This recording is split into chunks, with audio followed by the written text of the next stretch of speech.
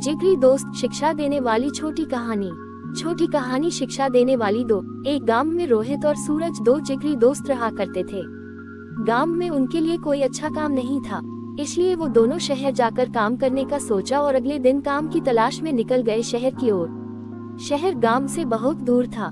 कई घंटों चलने के बाद दोनों दोस्त एक पेड़ के नीचे आराम करने के लिए बैठे। रोहित सूरज से कहने लगा, शहर अभी भी 4-5 किलोमीटर दूर है। लेकिन सूरज ने कहा, नहीं, शहर मात्र 2-3 किलोमीटर दूर है। इसी बात पे दोनों में बहस होने लगी। अचानक सूरज ने रोहित को जोर से एक चाटा मार दिया। रोहित शांत स्वभाव का था, इसलिए उसने सूरज से कुछ नहीं कहा और एक लकड़ी लेकर जमीन पर लिखने लगा, आज मेरा जिगरी दोस्त ने मुझे चाटा मारा। फिर दोनों शहर की ओर चल दिए। अब कोई किसी से बात नहीं कर रहा था।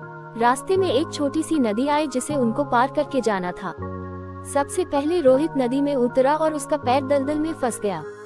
उसने सूरज से मदद मांगी और सूरज जल्दी से भाग के रोहित के पास गया और उसे दलदल से बाहर निकला। फिर दोनों एक साथ नदी पार किया। कुछ दूर जाने के बाद रोहित को एक दीवार नजर आया। उसने एक पत्थर ढूंढ के दीवार पर लिखने लगा, आज मेरे जिगरी दोस्त ने मेरी जान बचाई।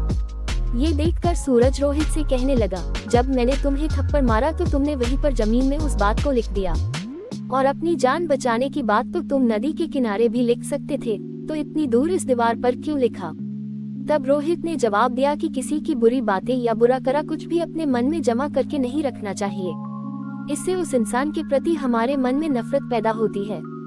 इसीलिए जब तुमने मुझे थप्पड़ मारा तो मैंने उसे जमीन पर लिख दिया, क्योंकि कुछ देर बाद हवा चलेगी और वो लिखावट मिट जाएगी। लेकिन किसी की मदद को कभी भूलना नहीं चाहिए, उसे हमेशा याद रखना चाहिए।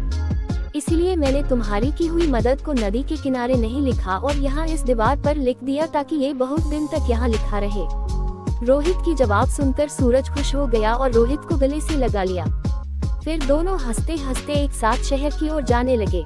सीख, इस छोटी सी कहानी से हमें ये सीख मिलती है कि हमेशा दूसरों की अच्छाई को अपने दिल में जगह देनी चाहिए।